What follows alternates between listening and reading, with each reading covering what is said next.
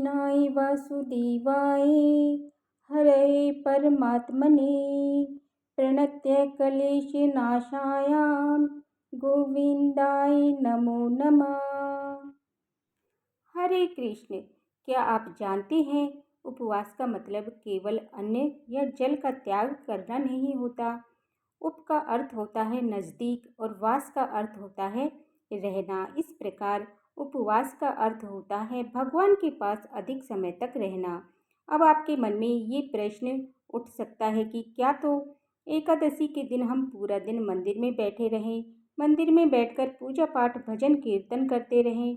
नहीं, बिल्कुल नहीं। ईश्वर के पास रहने का एक अर्थ यह भी है कि मन वचन और कर्म से पूरी तरह पवित्र होकर उनके सानिध्य में रहना, यानी कि एकादशी के दिन अधिक से अधिक मात्रा में भगवान के नामों का उच्चारण करना, भगवान की कथाओं का श्रवण करना या स्मरण करना, क्योंकि एकादशी व्रत करने के बहुत सारे फायदे होते हैं। एकादशी व्रत में नित्य निरोगी रहता है, राक्षस भूत पिशाच आदि योनि से मुक्ति मिलती है, जन्म जन्मांतर तक के पापों का नाश होता है, सभी संकटों से मुक्ति मिलती है, हर कार्य में सिद्धि प्राप्त होती है, सौभाग्य की प्राप्ति होती है, मोक्ष मिलता है, विवाह की बाधा समाप्त होती है, धन सुख समृद्धि आती है, शांति मिलती है, मोह माया और बंधनों से मुक्ति मिलती है, हर प्रकार के मनोरथ पूर्ण होते हैं, खुशियाँ मिलती है, उपद्रव शांत होते हैं, दरिद्रता दूर होती है, खोया हुआ सब कुछ फिर से मिल जाता है, पितरों को अधोगति से मुक्ति मिलती है, सोया हुआ भाग्य जाग जाता है, ईश्वरीय की प्राप्ति होती है, पुत्रहीनों को पुत्र की प्राप्ति, संतानहीनों को संतान सुख मिलता है, शत्रुओं को नाश होता है, सभी प्रकार के शोकों का नाश होता है, कीर्ति और प्रसिद्धि मिलती है। इतना ही नहीं,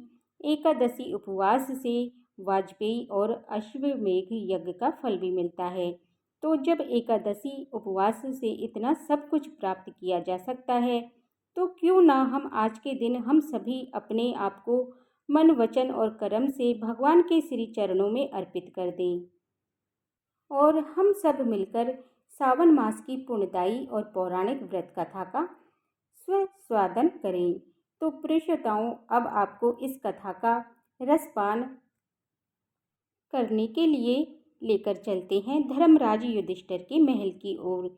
चलिए चलकर वहां पर देखते हैं कि वहां पर इस समय में किस विषय में वार्तालाप हो रहा है। भगवान श्री कृष्ण के श्री मुख से सभी एकादशी व्रतों का महात्म्य सुनते हुए धर्मराज युधिष्ठिर ने एक दिन भगवान कृष्ण से कहा, हे प्रभु, ये कल्याणकारी और महापुण्यदायी कथाएं सुनकर मेरे आनंद की सीमा नहीं है और इन एकादशियों के प्रति मेरी जिज्ञासा बढ़ती ही जा रही है।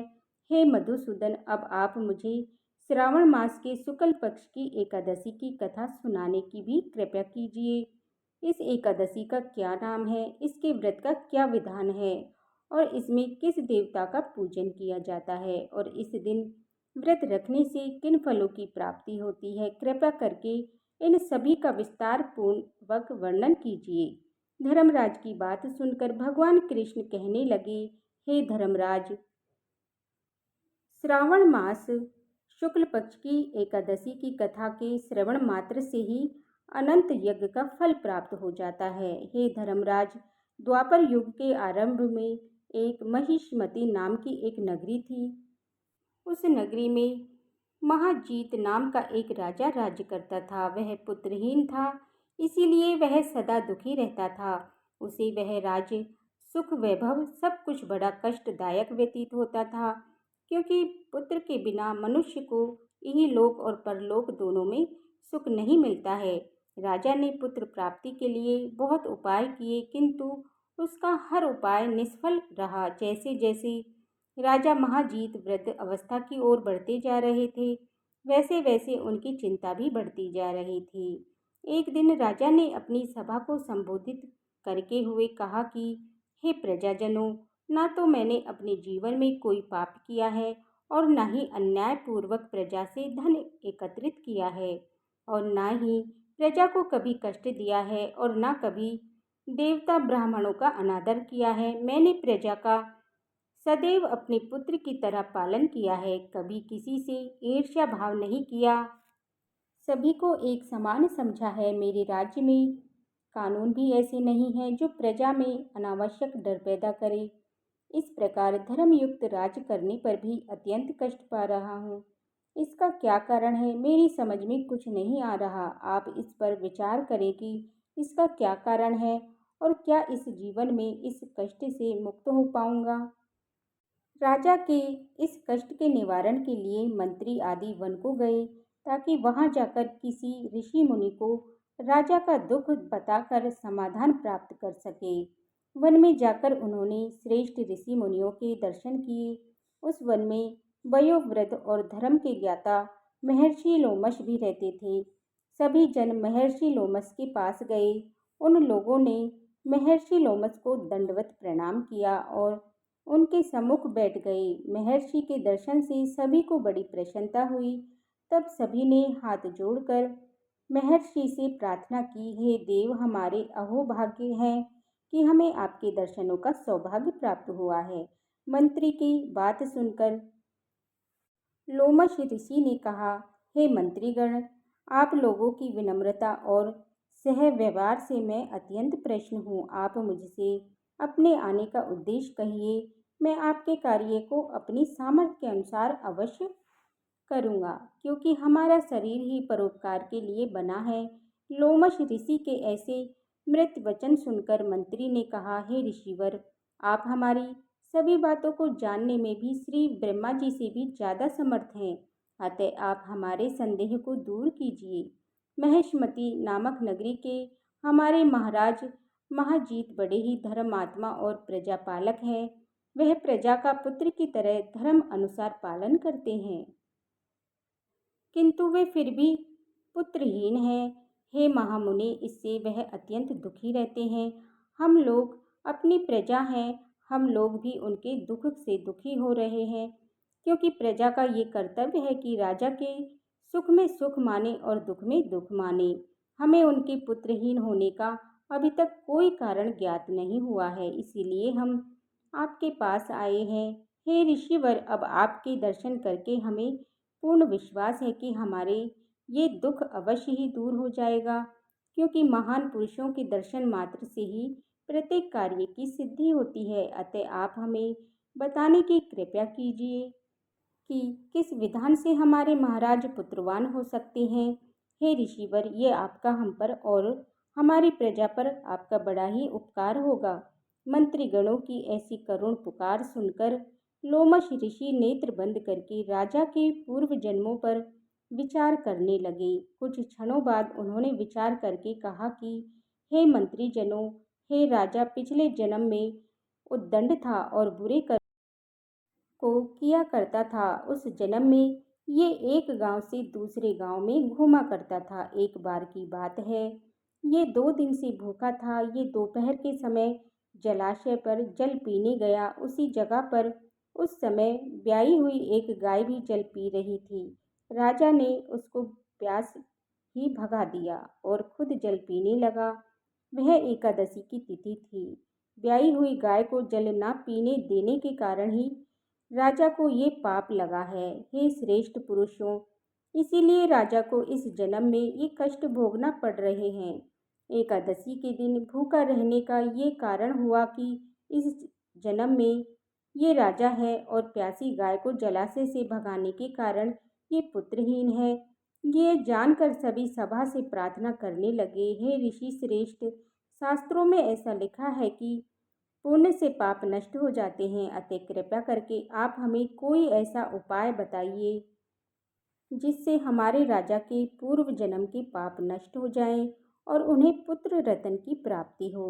सभासदों की प्रार्थना सुनकर लोमश ऋषि ने कहा, हे श्रेष्ठ पुरुषों, अगर तुम सब श्रावण मास के शुक्ल पक्ष की पुत्रदा एकादशी का व्रत और रात्रि जागरण करो और उस व्रत का फल राजा के निमित्त कर दो तो तुम्हारे राजा के यहाँ पुत्र अवश्य उत्पन्न होगा और राजा के सभी कष्टों का भी नाश हो जाएगा। इसका उपाय को जानकर मंत्री सहित सभी ने महर्षि लोमश को कोटि कोटि धन्यवाद किया और उनका आशीर्वाद लेकर के वे सभी अपने राज्य में वापस लौट आए। इस बार उन्होंने लोमश ऋषि की आज्ञा अनुसार पुत्रदा एकादशी का विधि विधान से उपवास किया और द्वादशी की उसका फल राजा को दे दिया। इस पुण्य के प्रभाव से रानी ने जल्दी ही गर्भ धारण किया और 9 महीने के पश्चात एक अत्यंत तेजस्वी पुत्र को जन्म दिया। भगवान श्री कृष्ण कहते हैं कि हे महाराज, इसीलिए इस एकादशी का नाम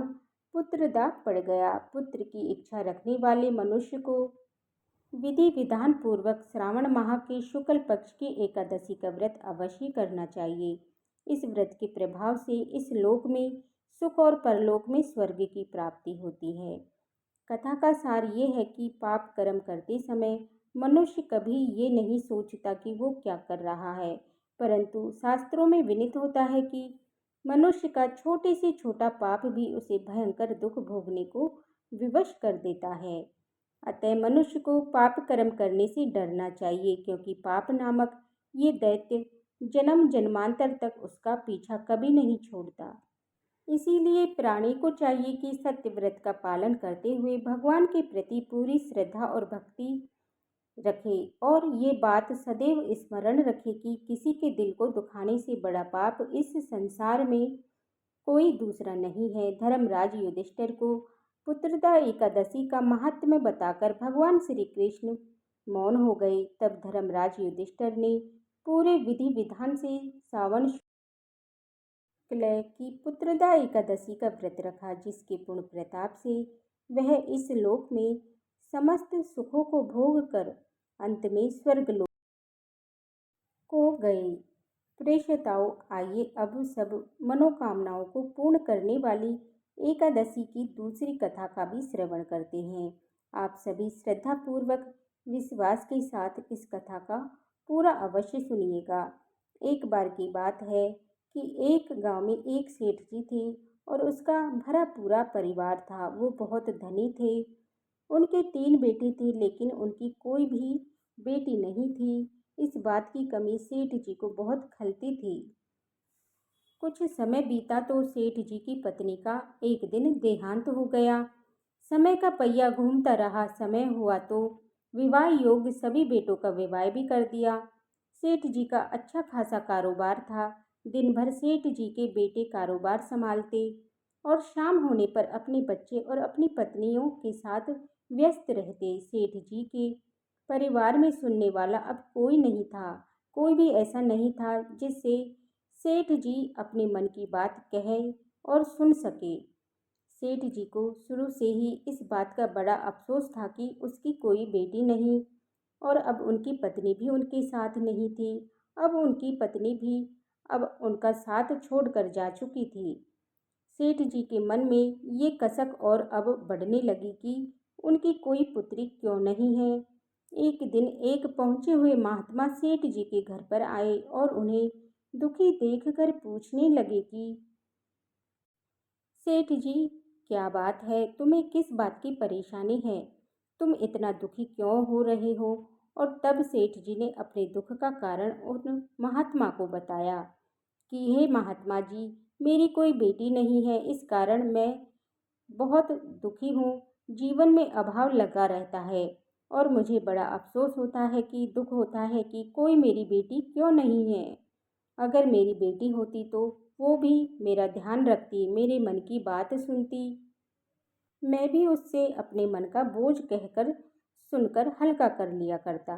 तब वो पहुँचे हुए महात्मा कहने लगे कि सेठ जी, कि तुम राधा रानी को ही अपनी बेटी मान लो।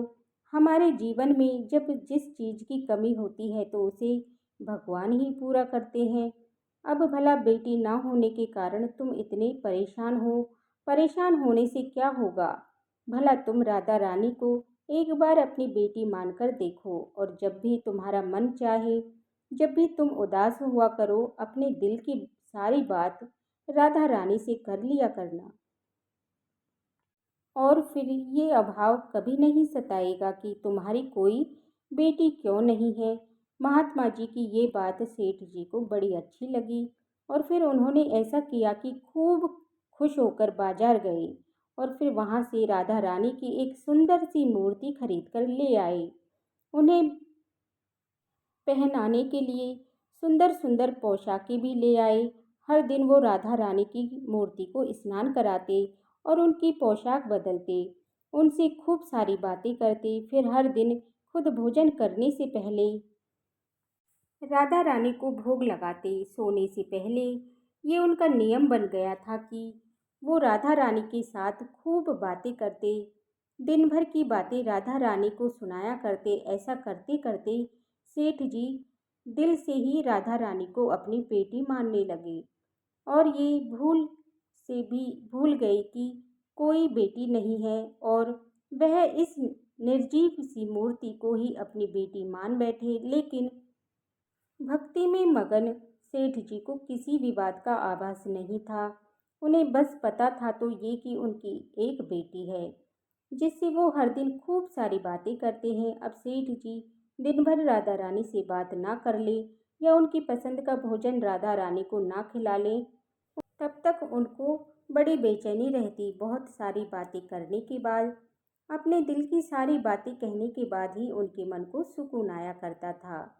एक बार की बात है, सेठ जी के घर पर चूड़ी बेचने वाली एक मनिहारिन आया करती थी और सेठ जी की बहुएं उस मनिहारिन से खरीद कर चूड़ी पहना करती थी। एक दिन वह मनिहारिन चूड़ी बेचने के लिए सेठ जी के घर आई।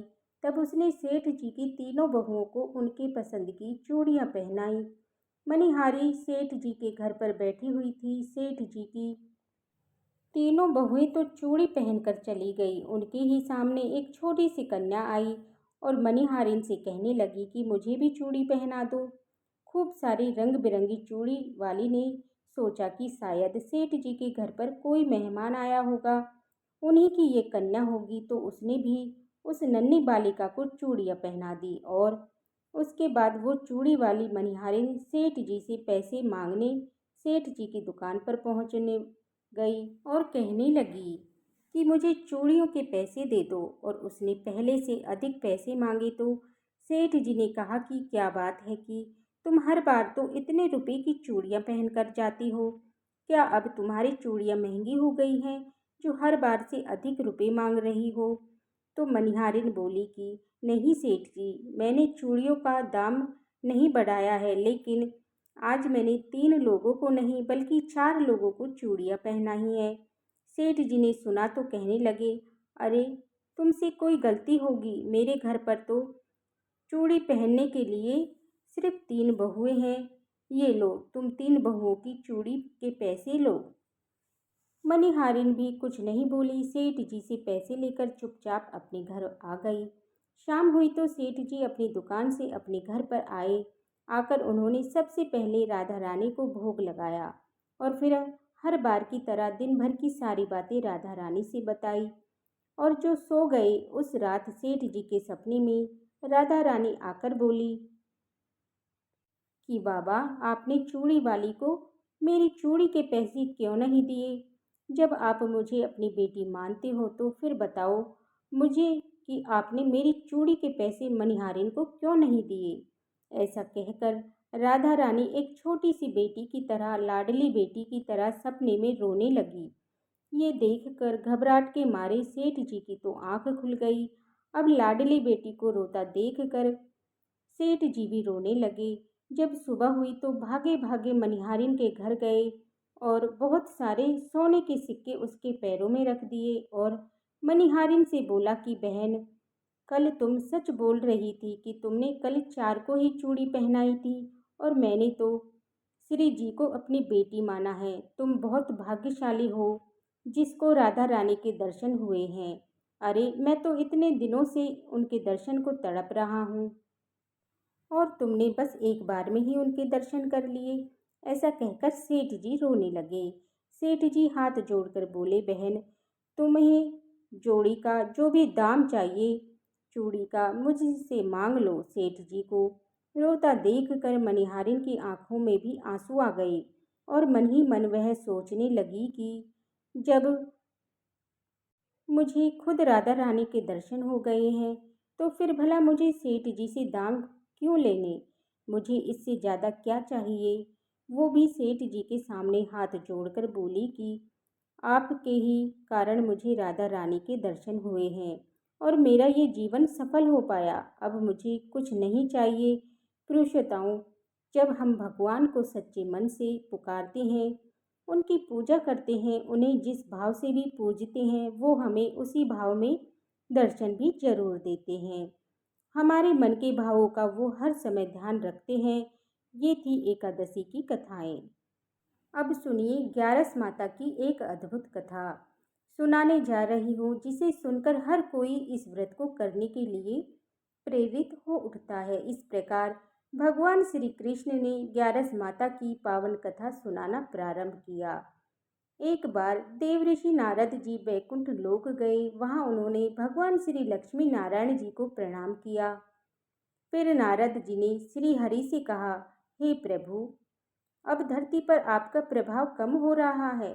धर्म पर चलने वालों को कोई अच्छा फल नहीं मिल रहा। जो पाप कर रहे हैं उनका तो भला हो रहा है। तब श्री हरि कहने लगे, ऐसा नहीं है देवऋषि, जो भी हो रहा है सब नियति के कारण हो रहा है।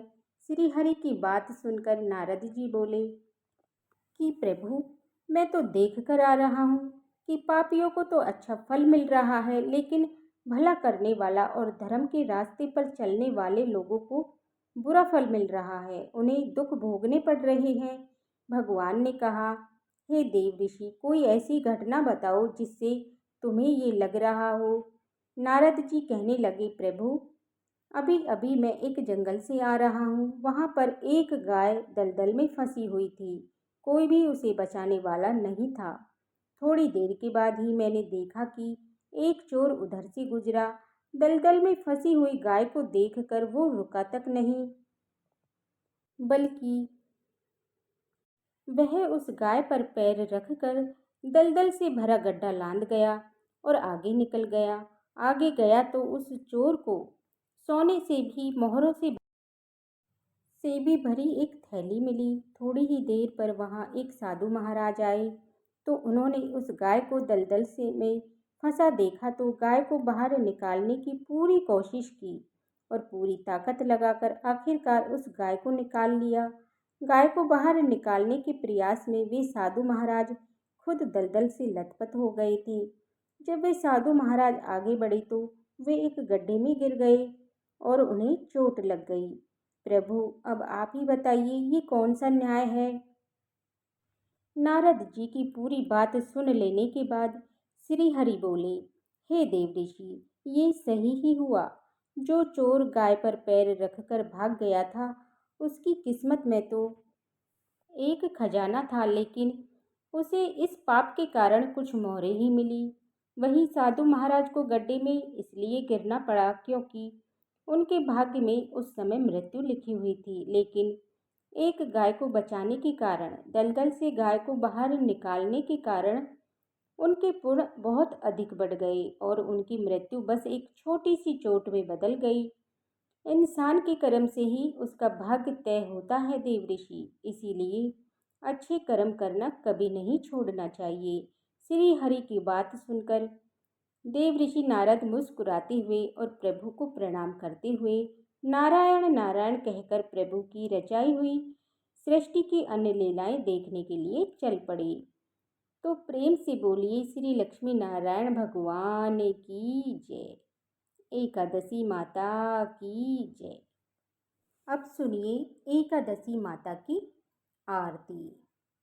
ओम जय एकादशी माता, विष्णु पूजा व्रत को धारण कर शक्ति मुक्ति पाता।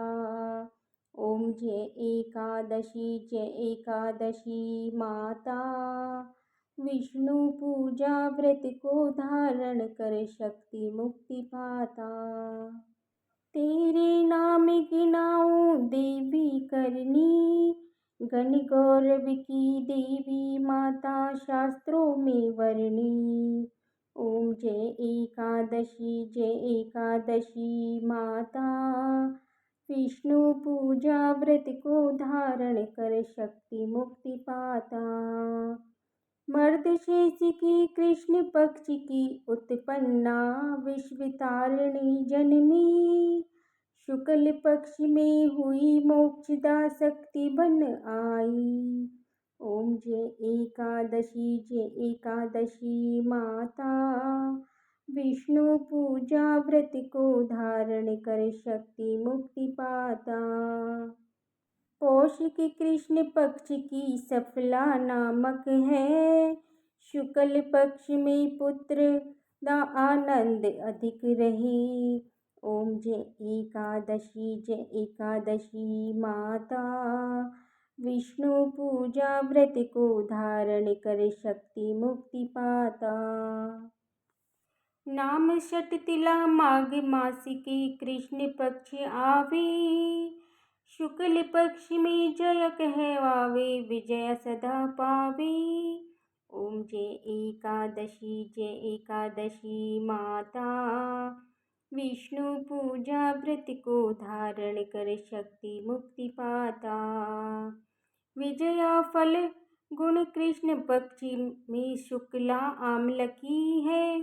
पाप मोचिनी कृष्ण पक्ष में चैत्र महाबल की। ओम जय एकादशी माता। विष्णु पूजा व्रत को धारण कर शक्ति मुक्ति पाता। चैत्र शुक्ल में नाम कामदा धन देने वाली। नाम वरुधनी कृष्ण पक्ष में वैशाख महावाली। ओम जय एकादशी माता। विष्णु पूजा व्रत को धारण कर शक्ति मुक्ति पाता। योगिनी महा आषाढ़ माह में जानो कृष्ण पक्ष करनी। देवशयनी नाम कहायो शुक्ल पक्ष करनी। ओम जय एकादशी माता। विष्णु पूजा व्रत को धारण कर शक्ति मुक्ति पाता। कामिका श्रवण मास में आवे कृष्ण पक्ष कहिए। श्रावण शुक्ल में होई पवित्र आनंद से रहिए। ओम जय एकादशी माता। विष्णु पूजा व्रत को धारण कर शक्ति मुक्ति पाता। अजया भाद्रपद कृष्ण पक्ष की परिवर्तनी शुक्ला। इंदिरा अश्विनी कृष्ण पक्ष की व्रत से भवसागर निकला। ओम जय एकादशी माता। विष्णु पूजा व्रत को धारण कर शक्ति मुक्ति पाता। पापा कुंशा है शुक्ल पक्ष में आप हरणहारी। रमा मास कार्तिक में आवे सुखदायक भारी। ओम जय एकादशी माता। विष्णु पूजा व्रत को धारण कर शक्ति मुक्ति पाता। देवोत्थानी शुक्ल पक्ष की दुखनाशक मैया। पावन मास में करो विनती पार करो नैया। ओम जय एकादशी माता। विष्णु पूजा व्रत को धारण कर शक्ति मुक्ति पाता। परमा कृष्ण पक्ष में होती जन मंगल करनी। शुक्ल मास में होवे पद्मनी दुख दारिद्र हरणी। ओम जय एकादशी माता। विष्णु पूजा व्रत को धारण कर शक्ति मुक्ति पाता। जो कोई आरती एकादशी की भक्ति सहित गावे। जन बुद्धिता स्वर्ग का वासा निश्चय ही पावे। ओम जय एकादशी माता। विष्णु पूजा व्रत को धारण कर शक्ति मुक्ति पाता। ओम जय एकादशी माता। विष्णु पूजा व्रत को धारण कर शक्ति मुक्ति पाता। हाँ, शक्ति मुक्ति पाता। तो प्रेम से बोलिए एकादशी माता की जय, भगवान विष्णु की जय, माता लक्ष्मी की जय, सर्व देवी देवताओं की जय।